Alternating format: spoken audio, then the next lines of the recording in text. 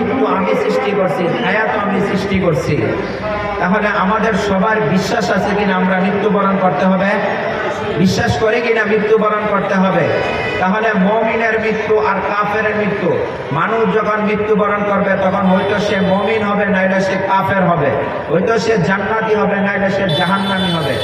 আল্লাহ বলেন হাদিস শরীফের মধ্যে রাসূলের মাধ্যমে জানাই দেন মুমিনের মৃত্যু কিরকম হবে, জাহান্নামী কাফেরের মুনাফিকের মৃত্যু কেমন হবে। আল্লাহ হাদিসের মধ্যে বলেন, আল্লাহ রাসূল সাল্লাল্লাহু আলাইহি ওয়াসাল্লাম হাদিসের মধ্যে বলেন, মুসলিম শরীফের হাদিস, রাসূল সাল্লাল্লাহু আলাইহি ওয়াসাল্লাম একদিন এক সফরে বের হওয়ার সময় তিনি পথিমধ্যে এক জানাজার মধ্যে উপস্থিত হয়েছেন। সাহাবী বলেন, খরাজনা মা রাসূলিল্লাহি সাল্লাল্লাহু আলাইহি ওয়াসাল্লাম ফি জানাজাতি রাজুলিন মিনাল আনসার।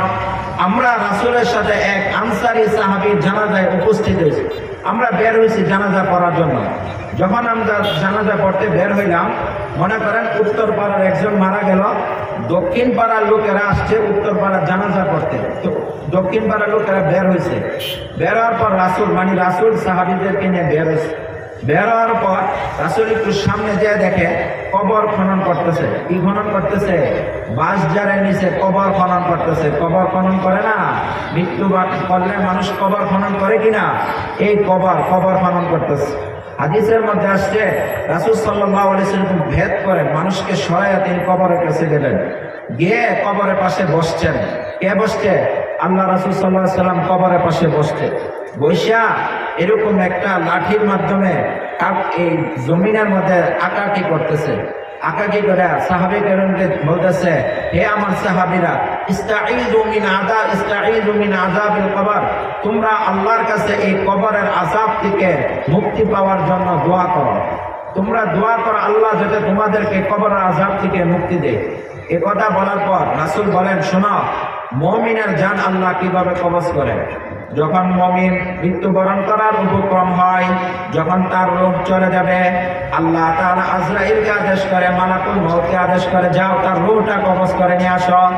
মালাকুল মউত একদল ফেরেশতা নিয়ে 500 জামাত, এক হাদিস অনুযায়ী 500 জামাতের এক ফেরেশতা নিয়ে মৃত্যু ব্যক্তির সামনে আসে। ওই মাইয়াতের সামনে, যিনি মৃত্যুবরণ করবে কিছুক্ষণ পর, ওনার সামনে আসে। আসার পর বলে, ইয়া আইয়াতুহান নাফসুল মুতমাইন্না, হে প্রশান্তিময় আত্মা, হে প্রশান্তি আত্মা। আরেক হাদিসে আল্লাহ রাসূল বলেন, আজরাইল আয়েশা বলে, ইয়া আইয়াতুহান নাফসুল মাহমুদ, হে প্রশংসিত আত্মা, ইরজিই ইলা রাব্বিক, তুমি তোমার রবের দিকে ফিরে আসো, রবের দিকে চলে যাও। ইরজিই, তুমি ফিরে আসো, ইলা রাব্বিক, কার দিকে? রবের দিকে। আজরাইল আলাইহিস সালাম একদল ফেরেশতা 500 জামাতের ফেরেশতা নিয়ে ওই মরহুম ব্যক্তির সামনে আসে, যিনি জান্নাতি মুমিন, তার সামনে আসে। প্রত্যেক ব্যক্তির হাতে করে একটা করে ফুল থাকবে। প্রত্যেক ফুলের, এই ফুলের নাম হচ্ছে রাইয়ান। এই ফুলের মধ্যে 20টা কলি থাকবে, প্রত্যেক কলির মধ্যে এক একটা সুঘ্রাণ থাকবে। ওই 500 ফেরেশতা নিয়ে তিনি এই মাইয়াতের মরহুমের দুই সাইডে দিয়ে বসায়। সবাইকে যখন নিয়ে বসে, তখন আজরাইল আলাইহিস সালাম এরকম জান্নাতি একটা রুমাল এই মরহুম ব্যক্তির এখানে রাখে, রেখে বলে, ইয়া আইয়াতুহান নাফসুল মুতমাইন্না, হে প্রশান্তি আত্মা, হে জান্নাতি আত্মা, বের হও, বের হও। তখন সুন্দরভাবে এই আত্মা আস্তে আস্তে আস্তে আস্তে বের হয়।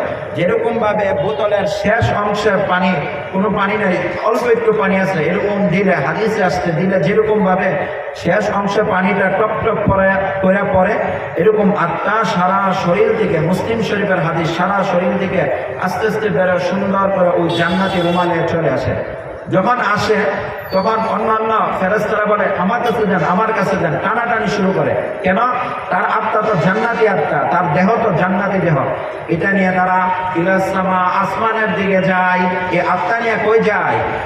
আসমানের দিকে যায়। বুঝতেছেন কথা? এই আত্মা নিয়ে আসমানের দিকে যায়। আসমানে যখন যায়, জিবরাইল আলাইহিস সালাম 70,000 ফেরেশতা নিয়ে প্রথম আসমানে আসে এই রূহটাকে সংবর্ধনা দেওয়ার জন্য। এই মৃত ব্যক্তির রূহটাকে সংবর্ধনা দেওয়ার জন্য 70,000 ফেরেশতা নিয়ে জিবরাইল আলাইহিস সালাম দুনিয়ার আকাশে আসে। আসার পর জিজ্ঞাসা করে, এটা কার আত্মা? এটা কার রূহ নিয়ে আসছো? তখন ওই যে ফেরেশতারা দুনিয়া থেকে রূহটা নিয়ে গেছে তারা বলে আপনারা বুঝলেন কেমনে এই আত্মা যে জান্নাতি আত্মা, এই আত্মা যে সুন্দর আত্মা? বলে এই আত্মা থেকে এমন এক সুঘ্রাণ বের হইতেছে যে সুঘ্রাণ দুনিয়ার কোনো সুঘ্রাণের সাথে মিলে না। তখন এক আসমান, দুই আসমান করে 7 আসমান পর্যন্ত মুমিনের আত্মা নিয়ে যায়। পরে আল্লাহ বলেন ইল্লিয়িন, এই আমার বান্দার আমলনামা ইল্লিয়িনের মধ্যে লিখে দাও। আমার বান্দাকে জান্নাতের নাম ইল্লিয়িনের মধ্যে একটা খাতা আছে যেটার মধ্যে শুধু মুমিনদের নাম লিপিবদ্ধ করা হয়। বলা হয়েছে যে এখানে নাম লিখে দাও। লিখে দেওয়ার পর আল্লাহ বলেন মিনহা খালাকনাকুম ওয়া ফিহা নুঈদুকুম ওয়া মিনহা নুখরিজুকুম তারাতান উখরা। আমি মানুষকে মাটি থেকে সৃষ্টি করছি, মাটিতে ফিরিয়ে দিব। ওয়া মিনহা নুখরিজুকুম তারাতান উখরা, আবার আরেকবার এই মাটি থেকে বের করব। এজন্য আল্লাহ বলে আত্মাকে আবার দুনিয়াতে পাঠাই দাও, তার কবরে পাঠাই দাও। তো মানুষও ওই মৃত ব্যক্তিকে দাফন দেয়, তখন আত্মা আসে। আসার পর মালাকানে 2 জন ফেরেশতা আছে। ফায়ুতিয়ানে মালাকানে, মৃত ব্যক্তির কাছে কয়জন ফেরেশতা? 2 জন ফেরেশতা আসে। আসা বলে মান রব্বুকা, তোমার রবকে? তখন ওই সে তো মুমিন, সে তো জান্নাতি, সে বলে রব্বুনা আল্লাহ, আমার রবকে আল্লাহ। ওই ফেরেশতারা বলেন অমান দিনুকা, তোমার দিন কি? বলে আমার দিন হচ্ছে ইসলাম। আমার দিন কি? ইসলাম। এরপর জিজ্ঞাসা করে ওমান নাবিয়ুকা, তোমার নবীকে? বলে নবিয়ুনা মুহাম্মাদুন সাল্লাল্লাহু আলাইহি ওয়াসাল্লাম, আমাদের নবীকে আল্লাহ রাসূল মুহাম্মদ সাল্লাল্লাহু আলাইহি ওয়াসাল্লাম। এই কথা যখন বলবে আল্লাহ আকাশ থেকে ঘোষণা দেয় সাদাকা আব্দি, আমার বান্দা কি বলেছে? সত্য বলেছে। সাদাকা আব্দি, আমার বান্দা সত্য বলেছে। ফাফরিশু ফিল জান্নাহ, আমার বান্দার জন্য জান্নাতের বিছানা বিছিয়ে দাও। ওয়া আলবিসু মিনাল জান্নাহ, জান্নাতের পোশাক পরিধান করে দাও। ওয়াফতাহু লাহু বাবাম মিনাল জান্নাহ, আমার বান্দার কবর থেকে নিয়ে জান্নাতের কবর পর্যন্ত দরজা খুলে দাও, জান্নাতের দরজা, যাতে করে সে এটার নিয়ামত ভোগ করতে পারে, জান্নাত দেখতে পারে, জান্নাতের নাজ ও নিয়ামত দেখতে পারে। এই জন্য তার জন্য জান্নাতের দরজা খুলে দাও। এ হচ্ছে মুমিনের রূহের বর্ণনা, মুমিনের কবরের বর্ণনা। এরপর হচ্ছে কাফের মুনাফিকের কবরের বর্ণনা। আল্লাহ রাসূল সাল্লাল্লাহু আলাইহি ওয়াসাল্লাম বলেন যখন কাফেরকে, মুনাফিককে, গুনাহগারকে, জাহান্নামী ব্যক্তির রূহ যখন আজরাইল নিতে আসে, তখন তিনি এমন এক অবস্থায় আসে যে আজরাইল আলাইহিস সালামের চোখ হয় 12টা। কয়টা? চোখ হয় 12টা। প্রত্যেকটা চোখ থেকে আগুন বের হতে থাকে। প্রত্যেকটা চোখ থেকে কি বের হয়? আগুন বের হয়। যে ফেরেশতাদেরকে নিয়ে আসে তাদের হাতে জাহান্নামের আগুন থাকে, নিকৃষ্ট সলার বস্তা থাকে, দুর্গন্ধময় কাপড় থাকে, এগুলো নিয়ে তারা আসে। আয়েশা বলে এই খবিস আত্মা, ইয়া আইয়াতুহান নাফসুল খবিস, হে খবিস আত্মা, বের হও, বের হও। এরকম কষ্ট দিয়া একজন জাহান্নামীর আত্মা বের করে। হাদিস শরীফে রাসূল বলেন জীবন্ত একটা বকরি, একটা ছাগলকে যদি জীবিত অবস্থায় তার চামড়া ছুড়াইলে তার যে পরিমাণ কষ্ট হয়, একজন জাহান্নামীর রূহ, তার রূহ আজরাইল বের করার সময় এর চেয়ে আরো বেশি কষ্ট হয়। নাউযুবিল্লাহ। হাদিস শরীফের মধ্যে আল্লাহ রাসূল বলেন যে হাসান বসরি রহমতুল্লাহ একদিন বলতেছেন, রাসূল বলেছেন 300 তলোয়ার দ্বারা কোনো একটা ব্যক্তিকে আঘাত করলে, একসাথে 300 তলোয়ার দ্বারা কোনো ব্যক্তিকে আঘাত করলে সে যে পরিমাণ কষ্ট পায়, এর চেয়ে আরো বেশি কষ্ট পায় একজন মুনাফিকের আত্মা যখন তার রূহ থেকে বের হয়। হাদিস শরীফের মধ্যে আল্লাহ রাসূল বলেন উত্তপ্ত লোহা যদি তুলার মধ্যে রাখা হয়, উত্তপ্ত লোহা যদি তুলার মধ্যে রাখা হয়, তাহলে লোহা কি খালি বের হবে না? তুলা সহ বের হয়ে আসে, তুলা সহ বের হয়ে আসে। উত্তপ্ত লোহা তুলার মধ্যে রাখলে ওই লোহা বের করতে যে পরিমাণ কষ্ট হয়, একটা খবিস আত্মা তার রূহ থেকে, মুনাফিকের রূহ থেকে, জাহান্নামীর রূহ থেকে বের হইতে, শরীর থেকে বের হইতে এর চেয়ে বেশি কষ্ট হয়।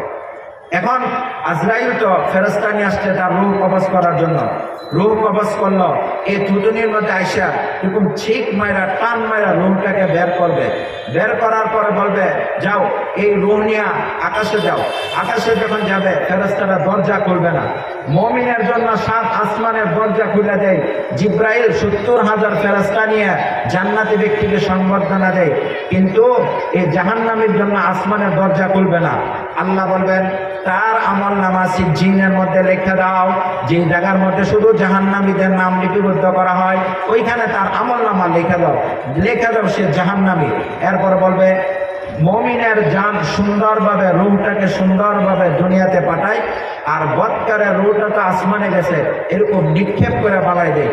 যেরকম ময়লা ডাস্টবিন আপনারা সুন্দরভাবে রাখেন না, নিক্ষেপ করেন, নিক্ষেপ করা হয়, ঠিক তেমন ভাবে মুনাফিকের জাহান্নামীর রূহটাকে আল্লাহ এমন ভাবে নিক্ষেপ করবেন, নিক্ষেপ করে ফালাই দিবেন। যখন ফালাই দিবে তখন তার রূহটা তো দুনিয়ার কবরে আসবে। আসার পর ফায়ুতিয়ানে মালাকান, দুইজন ফেরেশতা আসবে, তাদের নাম হচ্ছে মুনকার এবং নাকির। তাদের দাঁত কেমন হবে? হাদিসের মধ্যে আসছে তাদের দাঁত খুব ধারালো হবে, দেখতে সিংহের মতো, গাভীর সিংহের মতো হবে তাদের দাঁত। এরকম দাঁত নিয়ে তারা আসবে, আইসে বলবে ইদরিস তুমি বসো, বসাইবে, বসে বলবে মার রব্বুকা, তোমার রবকে, ওমান দীনুকা, তোমার দিন কি, ওমান নাবিয়ুকা, তোমার ধর্ম কি, নবীকে। এগুলো যখন বলবে তখন সে বলবে হা হা লা আদরি লা আদরি লা আদরি, আমি কিছুই জানি না, কিছুই জানি না।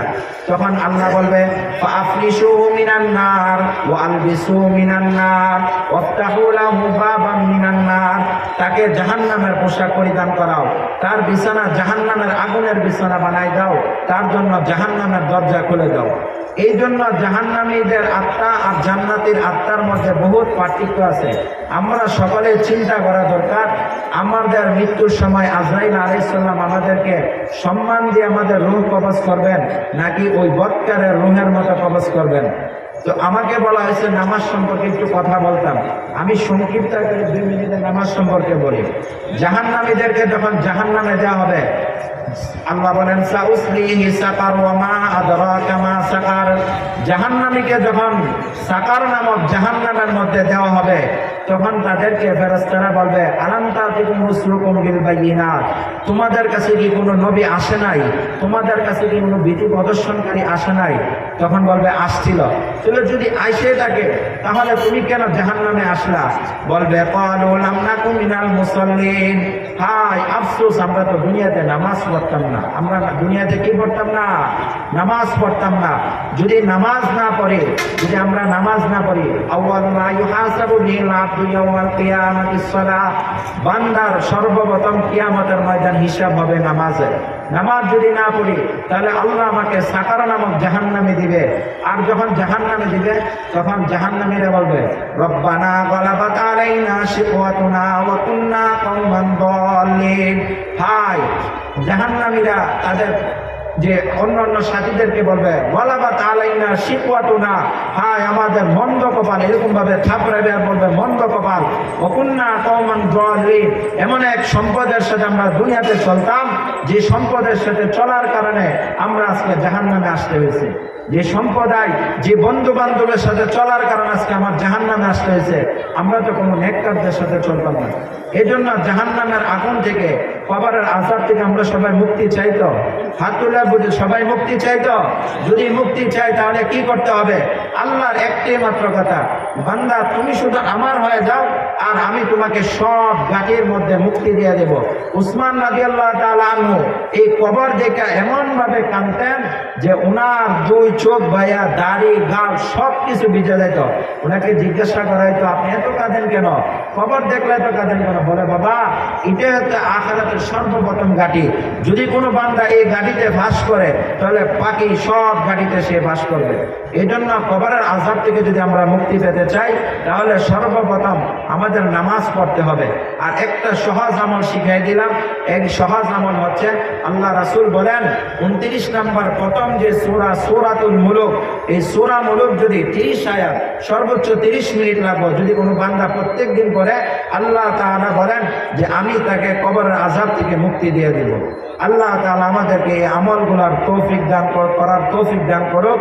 আমাকে আপনাকে সকলকে নামাজ পড়ার তৌফিক দান করুক। যে কথা বলা হয়েছে আমাকে মানার, আপনাদের সকলকে মানার তৌফিক দান করুক। ওয়া আখিরু দাওয়ানা আলহামদুলিল্লাহি রাব্বিল আলামিন। আসসালামু আলাইকুম।